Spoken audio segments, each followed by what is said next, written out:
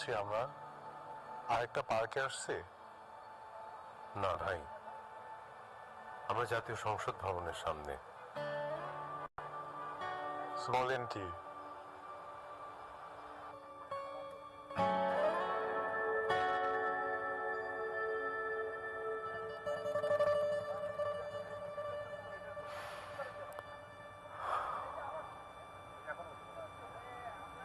সামনে তো নির্বাচন, যে জন অধিবেশন বসবে সেদিন যদি একটু আসতে পারতাম।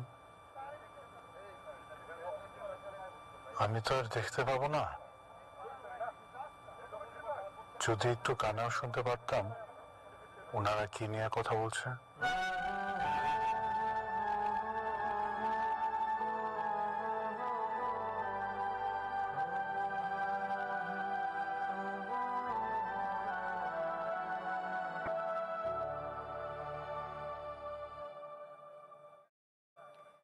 সম্মানিত সুধী, এতক্ষণ আমরা দেখলাম জুলাই যোদ্ধা মাহবুবুলের উপর নির্মিত একটি প্রামাণ্যচিত্র। সম্মানিত সুধীবৃন্দ, এবারে প্রারম্ভিক বক্তব্য দেওয়ার জন্য অনুরোধ জানাচ্ছি শহীদ মাহমুদুর রহমান সৈকতের বোন সাবরিনা আফরোজ সেবন্তীকে।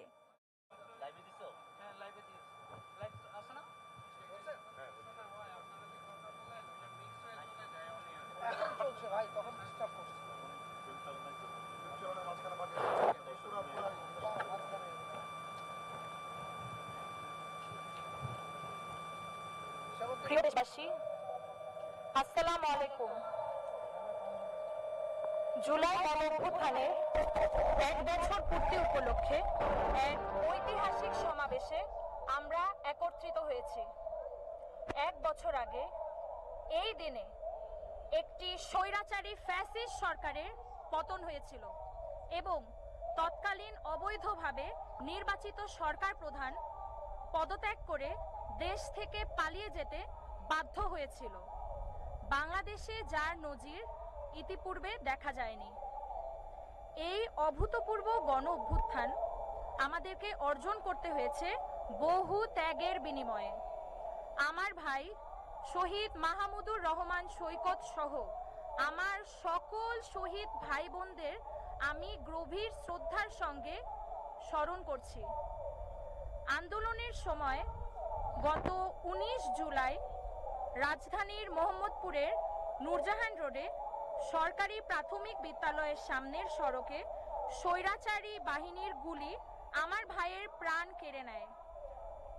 আমার ভাই সকল শহীদ ভাইয়ের প্রাণের বিনিময়ে আজ আমি মুক্ত স্বাধীন বাংলাদেশে আপনাদের সামনে কথা বলছি। 19 জুলাই আমার পরিবার যখন আমার ভাইয়ের লাশ শহীদ সোহরাওয়ার্দী মেডিকেল কলেজ হাসপাতালের মর্গে পায়, তখন দেখা যায় তার মাথায় ছিল রক্তাক্ত ব্যান্ডেজ। মৃত্যুর কারণ হিসেবে লেখা ছিল গানশট। এই গানশট শুধু আমার ভাইয়ের মাথায় নয়, আমার পুরো পরিবারের মাথায় লেগেছিল, বাংলাদেশের হৃদয়ে লেগেছিল। আমার ভাইয়ের উচ্চতা ছিল 6 ফুট 2 ইঞ্চি। আমার বাবা সবসময় আমার ভাইয়ের উচ্চতা নিয়ে গর্ব করতেন, অথচ সেই উচ্চতায় আমাদের সকলের জন্য কাল হয়ে দাঁড়ালো। গুলি এসে ছিদ্র করে দিয়ে চলে গেল আমার ভাইয়ের মাথা। কিন্তু আমি, আমার পরিবার যখন দেখি আজ আমরা পুরো দেশের পরিবার হয়ে গেছি, তখন আমরা কিছুটা স্বস্তি বোধ করি। দেশের ভবিষ্যৎ নিয়ে আশাবাদী হয়ে উঠি। দেশের ভবিষ্যৎ যখন সম্পূর্ণ অন্ধকারাচ্ছন্ন মনে হচ্ছিল, সামনে কোনো আলোর দিশারি খুঁজে পাওয়া যাচ্ছিল না, তখন এই সফল গণ অভ্যুত্থানই আমাদেরকে আবার নতুন বাংলাদেশ গড়ার স্বপ্ন দেখালো। সেই স্বপ্ন বাস্তবায়নের পথে আমরা যেন কিছুতেই লক্ষ্যচ্যুত না হই। জনগণের রাষ্ট্রকে আমরা যেন আবার জনগণের কাছে ফিরিয়ে দিতে পারি। জুলাই গণ অভ্যুত্থানের মূল আকাঙ্ক্ষা ছিল আমরা যেন একটি কার্যকর গণতান্ত্রিক শাসন ব্যবস্থা প্রবর্তন করতে পারি, যার মাধ্যমে একটি শোষণমুক্ত, বৈষম্যহীন, ন্যায্য ও মূল্যবোধ সম্পন্ন সামাজিক ও রাজনৈতিক বন্দোবস্ত প্রতিষ্ঠিত হবে, যেখানে মানবাধিকার ও চিন্তার স্বাধীনতা সুপ্রতিষ্ঠিত থাকবে, যে ব্যবস্থা বর্তমান ও আগামী প্রজন্মের আশা আকাঙ্ক্ষা ধারণ করবে। আমাদের সামনের পথ নিষ্কণ্টক নয়। নানা ষড়যন্ত্র ও বাধা বিপত্তির সম্মুখীন হতে পারি আমরা। তাই রাজনৈতিক মতাদর্শের ভিন্নতা সত্ত্বেও, ধর্ম, বর্ণ, শ্রেণী, পেশা নির্বিশেষে আমরা যেন জুলাই 24 এর অভ্যুত্থানের সপক্ষের সকল শক্তির ঐক্য ধরে রাখতে পারি। আজকের এই আয়োজন সেই ঐক্যেরই প্রতীক। আজকের জুলাই ঘোষণা সেই ঐক্যবদ্ধ গণ আকাঙ্ক্ষারই বহিঃপ্রকাশ হয়ে থাকুক, এই কামনা করি। সবাই আমার ভাই সৈকত সহ সকল শহীদদের আত্মার জন্য মাগফিরাতের জন্য এবং আহতদের দ্রুত আরোগ্য লাভের জন্য দোয়া করবেন। ধন্যবাদ। আসসালামু আলাইকুম। ধন্যবাদ সাবরিনা আফরোজ সেবন্তী। সম্মানিত নাগরিকবৃন্দ, এবারে সেই ঐতিহাসিক মুহূর্ত যার জন্য সারা দেশের মানুষ অধীর আগ্রহে অপেক্ষা করে আছে। এখন জুলাই ঘোষণাপত্র পাঠের সেই মাহেন্দ্রক্ষণ। 2024-এর গণ অভ্যুত্থান পরবর্তী এদেশের আপামর ছাত্র জনতার বহু কাঙ্ক্ষিত জুলাই ঘোষণাপত্র পাঠ করার জন্য বাংলাদেশ সরকারের মাননীয় প্রধান উপদেষ্টা ডক্টর মোহাম্মদ ইউনূস মহোদয়কে বিনীত অনুরোধ জানাচ্ছি। মঞ্চে উপবিষ্ট দেশের শীর্ষ রাজনৈতিক দলের নেতৃবৃন্দকে বিনীত অনুরোধ করছি জুলাই ঘোষণাপত্র পাঠের সময় মাননীয় প্রধান উপদেষ্টার পাশে দাঁড়িয়ে সংহতি জানানোর জন্য। শীর্ষ রাজনৈতিক দলের নেতৃবৃন্দকে সাথে নিয়ে এবারে জুলাই ঘোষণাপত্র পাঠ করছেন মাননীয় প্রধান উপদেষ্টা ডক্টর মোহাম্মদ ইউনূস। আসসালামু আলাইকুম। আজকে দেশের নেতৃবৃন্দকে সঙ্গে নিয়ে জাতির যে গুরুত্বপূর্ণ দায়িত্ব পালন করতে আমরা এসেছি, আল্লাহ তার জন্য আমাদের জন্য রহমত বর্ষণ করছেন। আল্লাহর রহমত নিয়ে আমি এই ঘোষণাপত্র পাঠ করব। বিসমিল্লাহির রহমানির রহিম। যেহেতু উপনিবেশ বিরোধী লড়াইয়ের সুদীর্ঘকালের ধারাবাহিকতায় এই ভূখণ্ডের মানুষ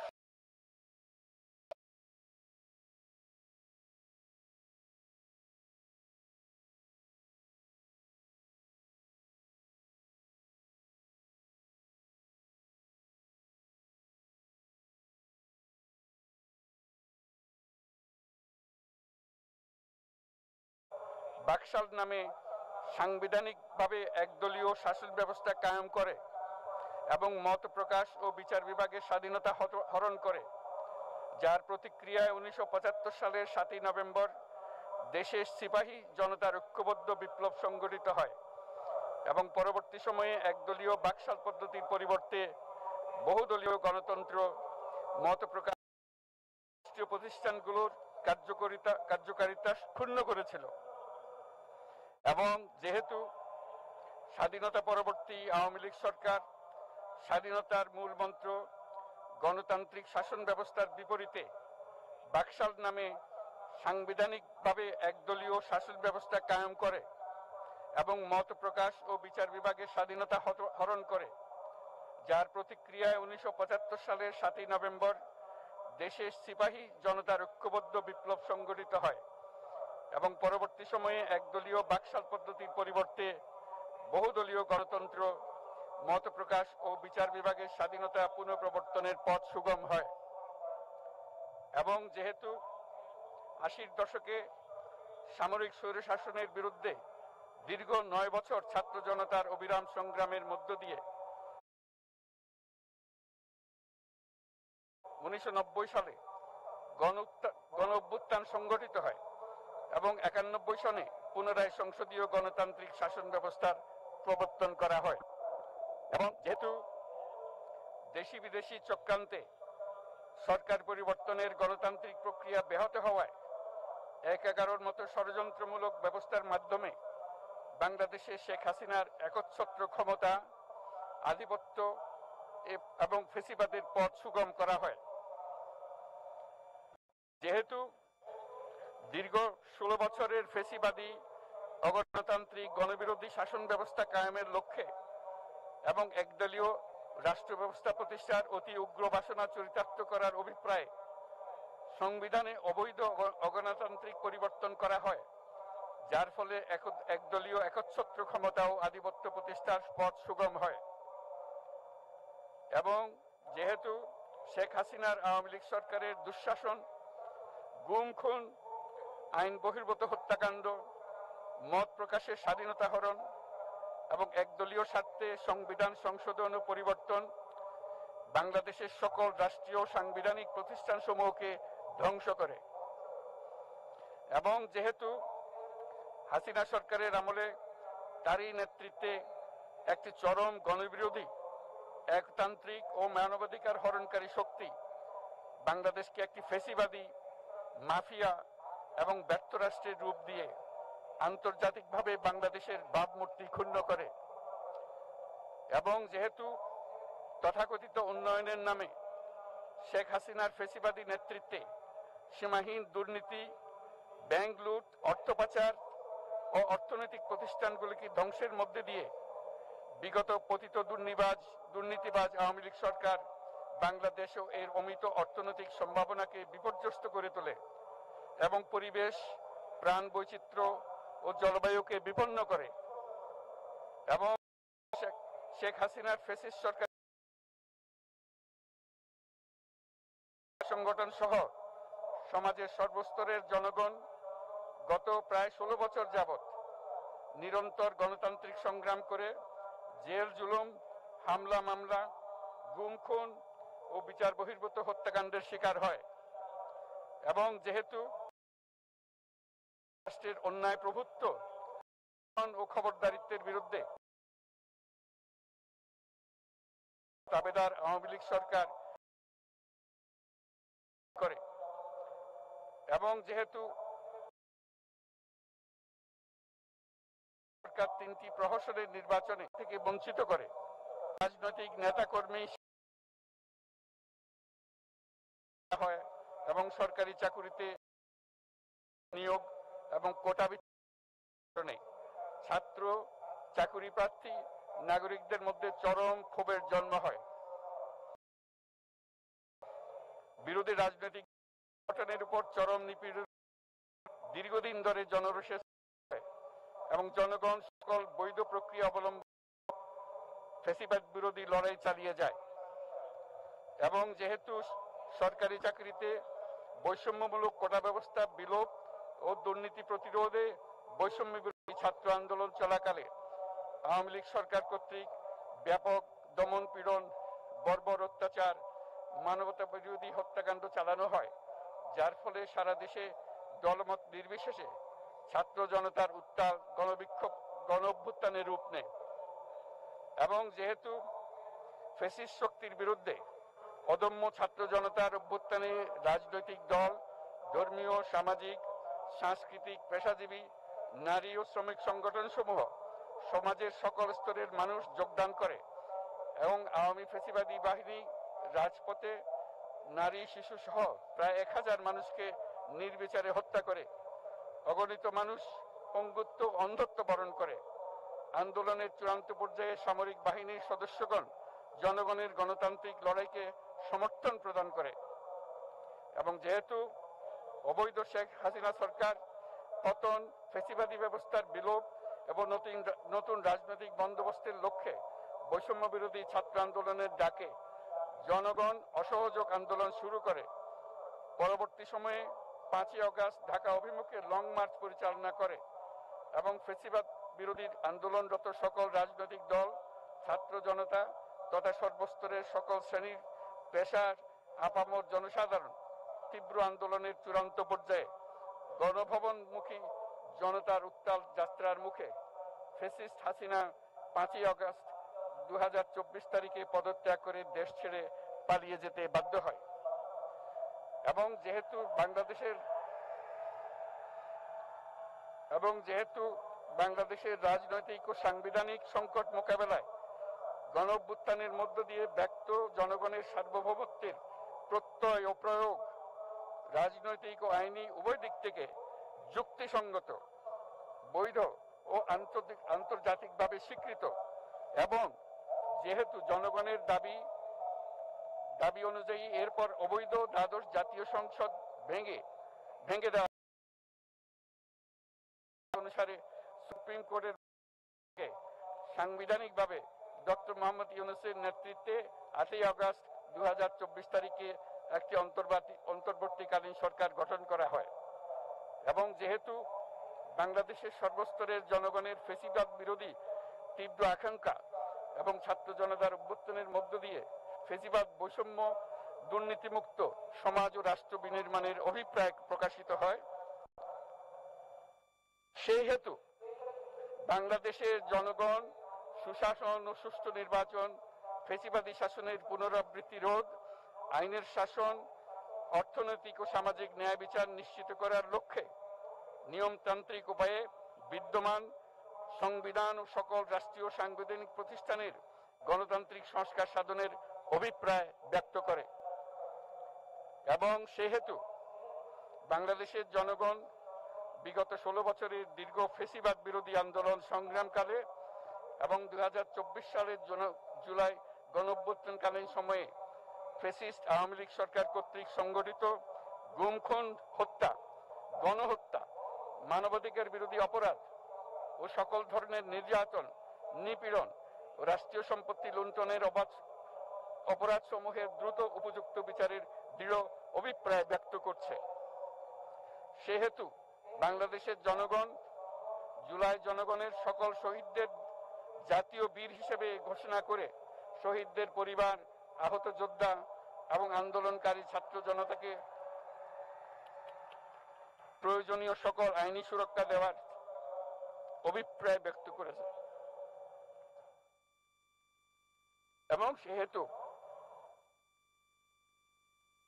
বাংলাদেশের জনগণ যুক্তিসঙ্গত সময়ে আয়োজিতব্য অবাধ ও সুষ্ঠু ও নিরপেক্ষ একটি নির্বাচনের মাধ্যমে গঠিত জাতীয় সংসদে প্রতিশ্রুত প্রয়োজনীয় সাংবিধানিক সংস্কারের মাধ্যমে দেশের মানুষের প্রত্যাশা, বিশেষত তরুণ প্রজন্মের আকাঙ্ক্ষা অনুযায়ী আইনের শাসন ও মানবাধিকার, দুর্নীতি, শোষণমুক্ত, বৈষম্যহীন ও মূল্যবোধ সম্পন্ন সমাজ এবং গণতান্ত্রিক রাষ্ট্র ব্যবস্থা প্রতিষ্ঠার অভিপ্রায় ব্যক্ত করেছে। এবং সেহেতু বাংলাদেশের জনগণ এই প্রত্যাশা ব্যক্ত করছে যে একটি পরিবেশ ও জলবায়ু সহিষ্ণু, অন্তর্ভুক্তিমূলক, টেকসই উন্নয়ন কৌশলের মাধ্যমে বর্তমান ও ভবিষ্যৎ প্রজন্মের অধিকার সংরক্ষিত হবে। এবং সেহেতু বাংলাদেশের জনগণ এই অভিপ্রায় ব্যক্ত করছে যে ছাত্র গণঅভ্যুত্থানের 2024-এর উপযুক্ত রাষ্ট্রীয় সাংবিধানিক স্বীকৃতি প্রদান করা হবে এবং পরবর্তী নির্বাচনে নির্বাচিত সরকারের সংস্কারকৃত সংবিধানের তফসিলে এই ঘোষণাপত্র সন্নিবেশিত করা হবে। এবং 5ই আগস্ট 2024 সালে গণঅভ্যুত্থানে বিজয়ী বাংলাদেশের জনগণের আকাঙ্ক্ষার প্রতিফলন হিসেবে এই ঘোষণা প্রণয়ন করা হলো।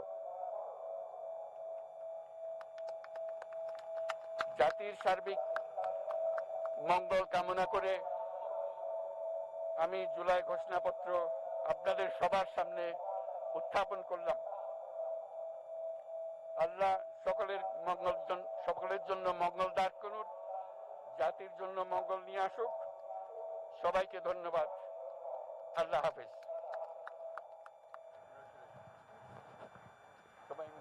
সম্মানিত সুধীবৃন্দ, ঐতিহাসিক জুলাই ঘোষণাপত্র পাঠ শেষ হলো। রাজনৈতিক নেতৃবৃন্দ সহ উপস্থিত সকলকে আন্তরিক ধন্যবাদ। মাননীয় প্রধান উপদেষ্টা অনুষ্ঠান স্থল ত্যাগ না করা পর্যন্ত সকল সম্মানিত অতিথিকে স্ব আসনে উপবিষ্ট থাকার জন্য সবিনয় অনুরোধ জানাচ্ছি। সুধীমণ্ডলী, এবারে আমরা পুনরায় ফিরে যাচ্ছি মানিক মিয়া অ্যাভিনিউতে আজকে দিনব্যাপী সাংস্কৃতিক অনুষ্ঠানমালা ও সন্ধ্যায় আকর্ষণীয় ড্রোনের মাধ্যমে নতুন বাংলাদেশের গল্প বলায় দেশের সকল নাগরিকের সুস্বাস্থ্য কামনা করছি। সবাইকে ধন্যবাদ। ধন্যবাদ। অসংখ্য ধন্যবাদ জানাচ্ছি। আমরা এতক্ষণ সরাসরি যুক্ত ছিলাম, শুনেছি আপনাদের যে সেই কাঙ্ক্ষিত জুলাই সনদ আপনারা ত্যাগ না করা পর্যন্ত সকল এক সম্মানিত ইতিহাসের অতিথিবৃন্দকে সাক্ষী হয়েছেন। নিজ নিজ আসনে উপবিষ্ট দুহাত তুলে থাকার জন্য সৃষ্টিকর্তার কাছে সবিনয় অনেকে প্রার্থনা অনুরোধ করেছেন, জানাচ্ছি। এখনো All of করছেন। you are requested to kindly keep yourself in your seats until the departure of the Honorable Chief Advisor.